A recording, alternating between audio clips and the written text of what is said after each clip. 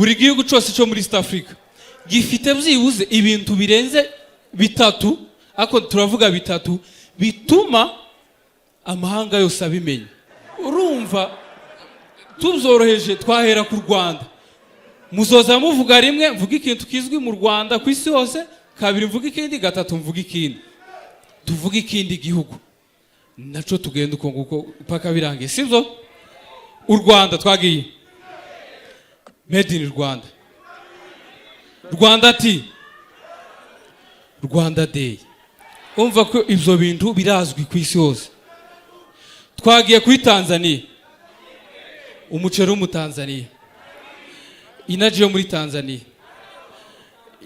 ino bazakoramo amandazi arya niki, ifarini, azamu niyo muri Tanzania nayo. Twagiye ku Burundi, indagara z'indundi, amaso y'amarundi,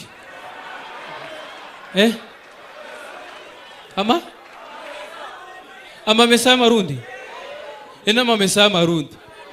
Twagiye Uganda, sida y'ingande, nico kintu kiba yoyo iyo sida y'ingande uzuyigwara warugwaye indi izayica indi. Twagiye hano ruguru muri hano Kongo, twagiye intambara zo muri Kongo, intambara zo muri Kongo zizobica.